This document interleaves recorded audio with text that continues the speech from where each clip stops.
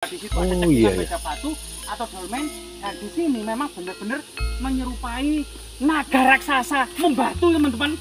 Jadi ini seperti lehernya ya, atau biasa di lehernya, atau sisik-sisik atau bulu-bulunya ya, jengger.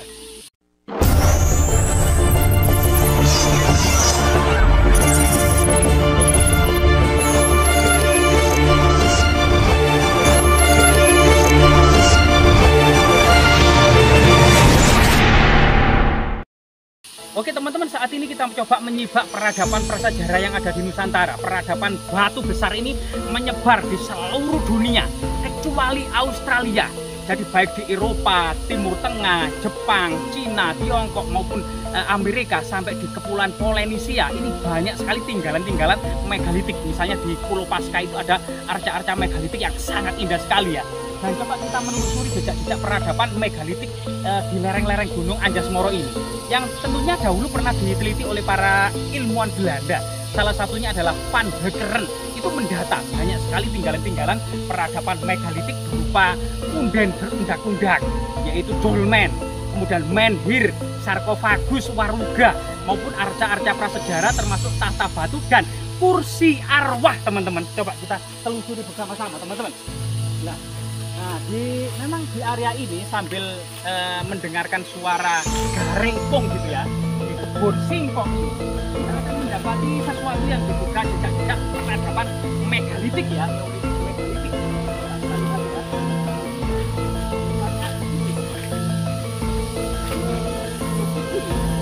Bagaimana peradaban yang masih berlangsung di Indonesia Timur ya, seperti di Toraja atau mungkin juga di Nias di barat ya, atau kemudian di Bali, ini berlangsung pemujaan simbol-simbol animisme, dinamisme, magis dan sakral terhadap batu-batu besar yang dianggap tempat bersemayamnya arwah-arwah leluhur. Nah, di lokasi ini juga ada batu, diduga batu menhir, ada beberapa ya, yang kemudian masyarakat juga menghubungkannya dengan menyerupai naga raksasa yang bertapa membatu. Nah ini, kenapa naga harus bertapa ya? Nah, mungkin dia biar membatu ya. Nah ini, coba kita lihat dan pelan-pelan. Di sini kita akan mendapati bercak-bercaknya itu. Ini kayak bunga. Nah ini.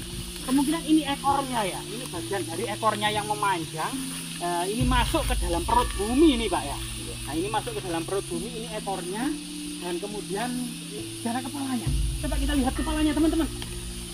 Coba kita lihat kepalanya.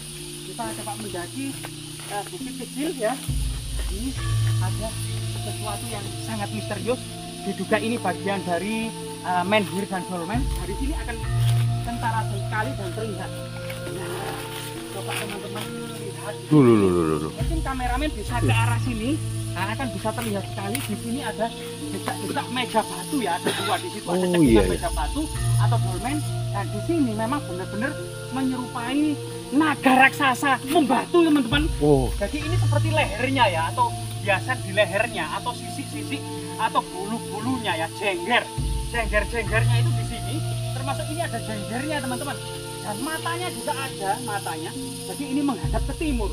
Sebagai pada masa lalu timur adalah munculnya kehidupan dan barat itu adalah berakhirnya kehidupan. Jadi masa lalu itu senantiasa berorientasi sebagaimana matahari ya, berorientasi antara timur dan barat. Dari naga ini menghadap ke arah timur yang dianggap memang menyambut awal kehidupan. Nah ini teman-teman, terlihat sekali ya matanya ini. Matanya ini sangat luar biasa sekali teman-teman, matanya ini, dan moncongnya ini sangat besar sekali teman-teman ya. Jadi luar biasa sekali.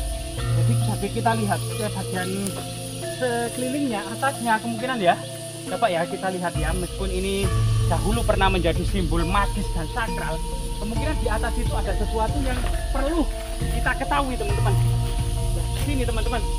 Nah, biasanya memang di atas batu raksasa yang menyerupai punggung naga ini ada semacam cekungan untuk menyimpan air hujan ya, yang memiliki makna magis. Air hujan untuk pertama kalinya ini sebagai simbol titi mongso, untuk kemudian masyarakat kalau ada air yang tidak habis ya, karena terik matahari itu sangat menyengat, maka belum berani menanam padi.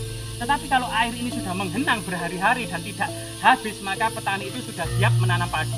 Padi pada waktu itu tidak hanya ditanam di saluran irigasi ya, yang air terus mengalir dan menggenang, tetapi di bukit-bukit pada masa lalu itu ditanami padi dengan cara biji-biji padi 1, 2, 3 butir itu ditancapkan dengan tongkat itu ya, atau digejik orang Jawa bilang itu di bukit-bukit atau dikenal dengan padi gogo ya, atau padi keringan. Itu dahulu juga gitu, sehingga bukit-bukit pada masa lalu itu kalau sudah mau musim panen itu terlihat kuning merona seperti bukit emas ya, bukit emas. Nah ini sangat luar biasa sekali batu raksasa ini teman-teman. Jadi ini memang sisi-sisinya ini menyerupai naga raksasa yang bertapa membatu.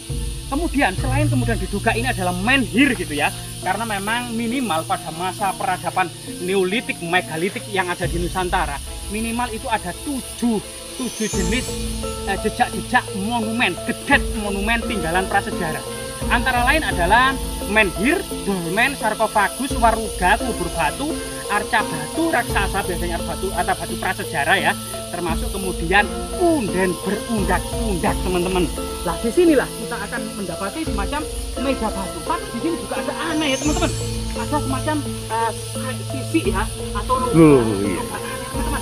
Nah ini teman-teman, jadi ada kayak semacam ini telinga ya, telinga naga itu terlihat dari sini.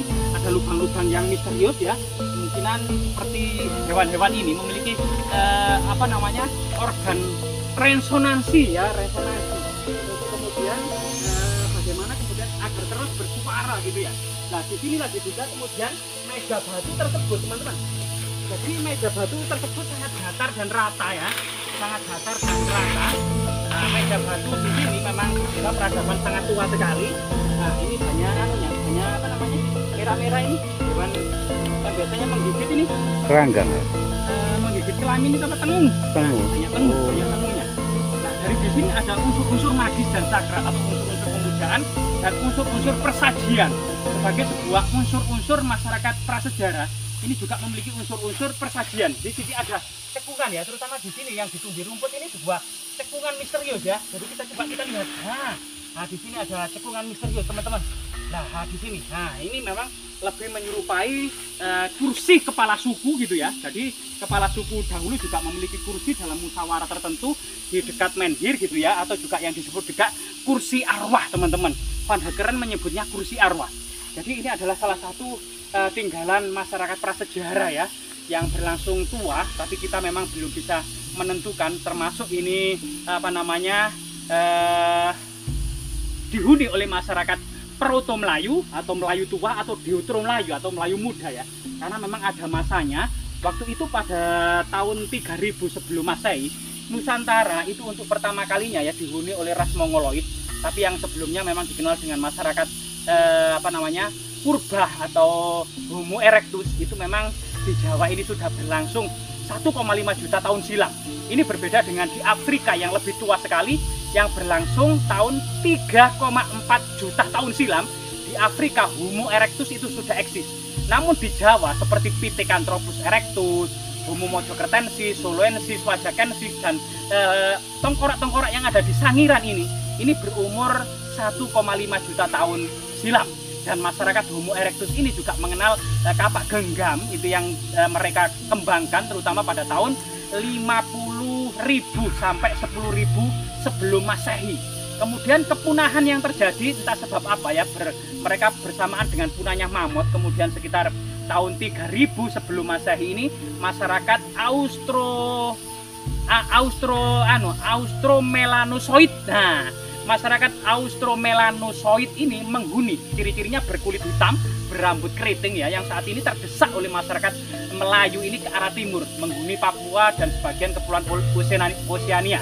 Dan setelah itu kemudian tahun 2500 sebelum Masehi ini migrasi orang-orang Proto Melayu ya, kemungkinan dari dataran Asia yang kemudian menghuni Asia Tenggara, membawa kebudayaan memang tinggal di gua-gua. Rasnya sudah Mongoloid, bukan Austromelanosoid lagi. Kemudian sekitar tahun 1500 sebelum Masehi, migrasi kedua orang-orang Dongson dari Yunan, Tiongkok Selatan, membawa kebudayaan Deutro Melayu atau Melayu muda ya, yang itu kemudian ciri-cirinya adalah kapak corong, perundagian, menhir, dolmen, dan peradaban batu besar lainnya. Semoga kemudian situs yang sangat bersejarah ini bermanfaat teman-teman.